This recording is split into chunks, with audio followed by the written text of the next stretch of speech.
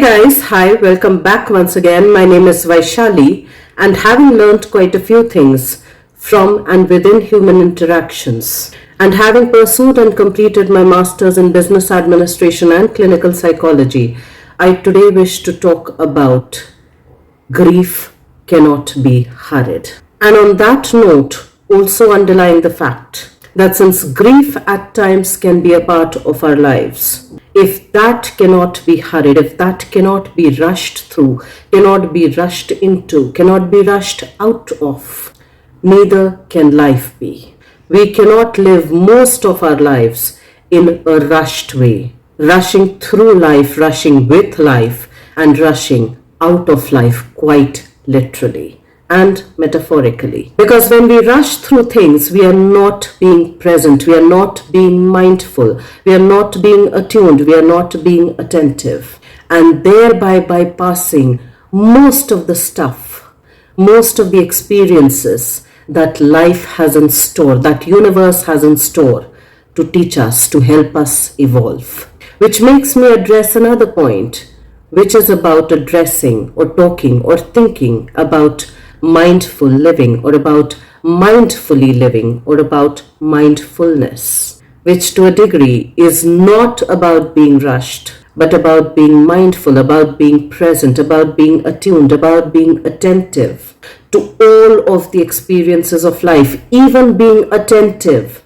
to the fact that we probably at some point in time are rushing through experiences, are rushing by experiences, and thereby missing out on a lot of experiential learning, and thereby intentional, deliberate experiential evolution. So almost all of us at some point in time or the other in the course of our lives experience the emotion, something called as grief, something called as sadness, that at times can feel too aggressive, too overwhelming, too predominant, and at times can be experienced in very subtle flavors, which aren't as aggressive, which aren't as overwhelming, but still can make us feel sad.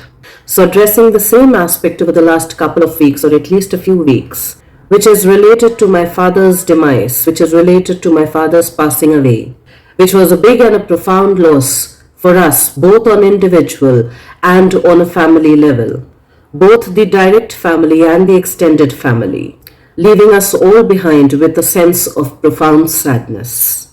And all of us collectively and individually, on an individual level, experienced and dealt with that sadness individually and with each other as well. And of course, coming from a Hindu background, while we were going through the ritual of bringing him or his body back at home, the ritual of people coming and gathering around and paying their homage to him and to his services, both as a teacher and as a doctor, and even as a family member, to then taking him and or his body to the cremation ground, to then following all of the rites and the rituals which are called as the pujas, all of which at least took a few hours, to then coming back home and finding that empty space, or those empty spaces, those empty chairs which he would occupy, and yet sitting on the same chair, the same spaces that he occupied, trying to connect with our family members who were present at that point in time. We were not just remembering him, we were not just paying homage to him, but at the same time, in the same breath, we were also processing our emotions, our feelings, our sentiments. All of the good, the bad, the ugly, all of that felt right, and all of that did not feel right. In the span and within the span of those 15 days and the month that he had been in the hospital, so that we could hold space for each other's emotions, feelings, and sentiments, so that we could trust each other to hold each other as and while we were processing and are still processing those emotions, those feelings, those sentiments. Because psychology and physiology together today tells us that emotions that are not given any space, that are not given a voice, that are not expressed, don't just disappear, but rather they remain stuck in our physical bodies, they remain stuck in our physiology, wanting a movement, which is why probably they are also called as emotions, energy in motion. It's also worthy to notice that when we are able to process it, when we are able to share it, when we are able to give voice to them and to communicate it, we not only make space for them, but we allow others to make space for their emotions, feelings, sentiments, and thoughts as well. It is where we begin to trust each other and thereby find support within each other, in each other, which invariably, on some degree, builds trust within one's own self also. Because somewhere we are trusting within ourselves, in ourselves, that we are able to trust the right, the appropriate people. This experience or this journey through this time also told me that grief has its own phases. It is experienced in tides and waves, and at times very low-lying tides or still waters as well, wherein some days some emotions can feel overwhelming for a point in time, and the same emotions on other days are experienced with lesser intensity. It also made me reflect, it made me understand quite practically, quite pragmatically, that there's a reason why certain rituals are in place. And I personally don't subscribe to following things blindly, but taking the time to question them, to have a little skepticism, a healthy skepticism, to question them as to why they are in place. What is the reason, or what was the reason why certain rituals were built to last over a few days, which helped me understand, especially the loss of a loved one, or even the loss of a relationship, or even the loss of a job, or the loss of a child, or any kind of a loss that had meaning for us, that had value for us, needs its own honoring and thereby processing time as well. It cannot be cut short in 3 to 5 to 7 days. It cannot be rushed through, rushed by, and bypassed by. Mindfully processing it, sitting with it, helps us remove the distractions, helps us remember its value as to why it feels like a loss. And the more we deliberately, intentionally start to feel it, start to share it, the lesser the hold that emotion has on us, the lesser is the intensity of the grip of that emotion on us. The more we create trusting relationships, both on personal and interpersonal levels, the better we create support systems for ourselves and for others as well. And as I said earlier, as I mentioned earlier, that grief or bigger emotions, rather challenging emotions and feelings, cannot be rushed by, bypassed by, brushed aside in a matter of a few days or a few weeks, but it comes in phases. It is experienced in phases. It is experienced in waves, at times which are high, at times which are low, and at times they feel quite neutral. They feel almost like still waters that are not waving high or low, and can be experienced as 5 phases of denial, anger, bargaining, depression, and acceptance. So many a times we might go in denial that such a thing can't happen with us, or how is that happening with us, or why did it happen with us, which can last a few days or a few weeks. And in the midst of that, we can also experience anger side by side, even to a degree, some degree of rage side by side. The loss of anything does make us angry, does make us upset, which is normal, which is natural, but being aware of it and not running away from it and accepting is more important than anything else. Some of us can also go in the phase of bargaining. Could I have done that better? What if I did that? Can the loss still be avoided? Can the person whom I lost still be brought back? Can I not experience the loss? Or what will I need to do in order to get that relationship or that person or that thing back? Could I have tried harder? Could I have done something more? Could I have done something less? Could I have called some other people around? And on some level, at times, we're even bargaining with ourselves when we try to numb ourselves out through any mechanism in order to not feel the intensity of our emotions. We try to distract ourselves out, which is also a form of bargain, in order to not feel the intensity of the challenging or overwhelming emotions, which in my understanding is where we need to figure out as to what is it exactly that I need at this point in time. Who are the people or what are the resources that I can use which will help me not avoid the intensity of those emotions and feelings, which will help support me as and when I feel these overwhelming feelings and emotions. Now, at times, few of us, or some of us, or most of us, can also experience depression, which is different from sadness, and which is where, if we do notice that over a prolonged period of time, we are feeling sad, we are feeling hopeless, we are feeling disinterested, we are not in connection with ourselves, we are feeling demotivated, or we are even doing things, living through life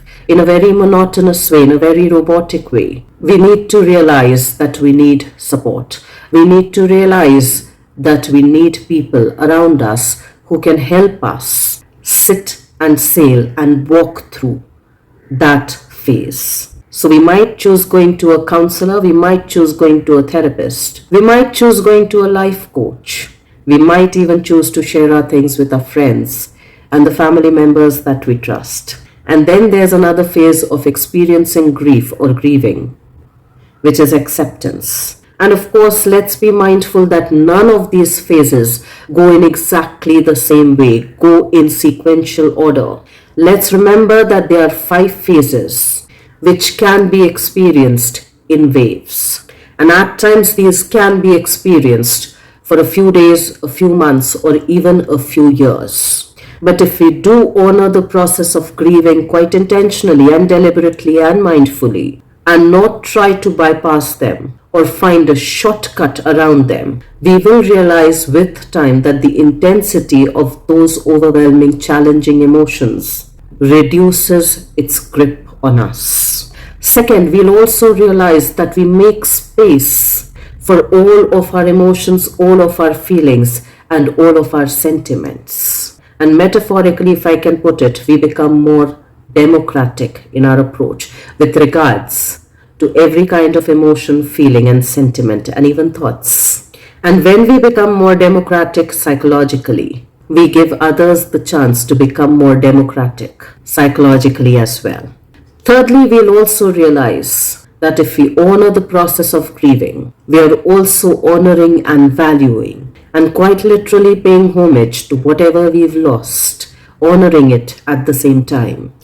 Fourthly, we'll also realize that we have developed emotional resilience and emotional intelligence, which adds a depth of human flavor to all of us that gets missed out when we're living life in a rush. Next, we'll also realize that the process of grieving also allows us to understand, to know our own support system, whom we can support and who can also support us when most needed. And through that, we may also realize that at times we may have missed out on people, overlooked people, whom we are counting on today for support, who have stood by us for support. But we kind of missed taking notice of them or overlooked them or even took them for granted because we were far too busy rushing past life and experiences.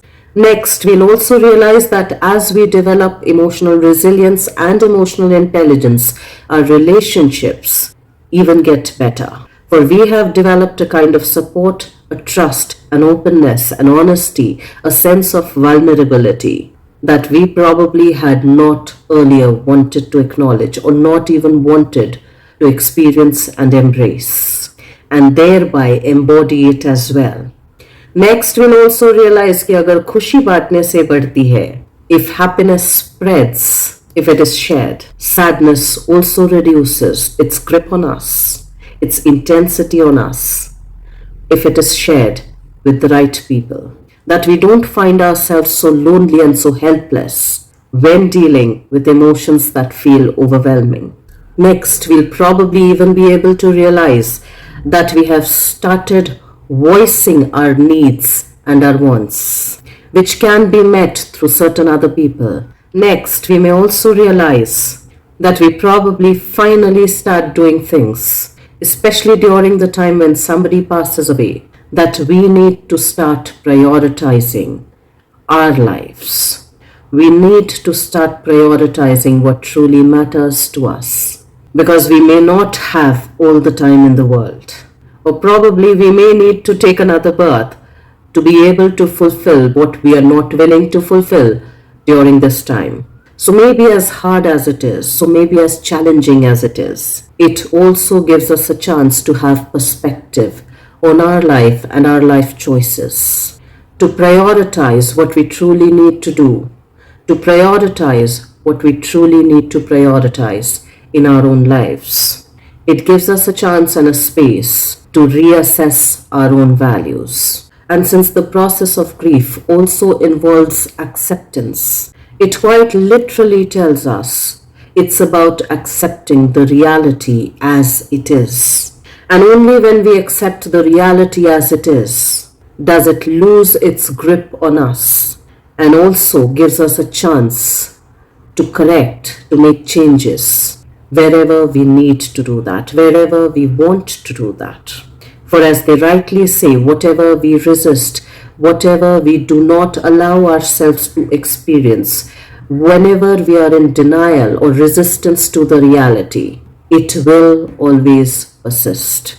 So if we keep denying the reality, if we keep running away from it, it'll keep chasing us faster and harder, and its grip will grow on us faster, bigger, harder, and deeper. And in my understanding, since we all have experienced grief, or at least most of us have, let's not try and rush past by it, because in doing so, we will be rushing past the experience that allows us to connect, to build trust, to build support, to introspect, to reevaluate our own values, to prioritize our own lives, our own life choices, to develop emotional resilience and emotional intelligence that helps us navigate our interpersonal and our intrapersonal relationship in a far better way, and even create a space for mindfully experiencing all of our emotions, feelings, and sentiments. Let's try and reflect on that. Let's try not to rush past grief or any other hard life experiences. Let's try and learn through them. Let's try and evolve through them. Let's try and evolve with them. Let's try and reflect on what I've just shared, and I will see you once again the next week. Till then, stay tuned in. And guys, if you do like the contextual content of these videos, please do like, share, and subscribe.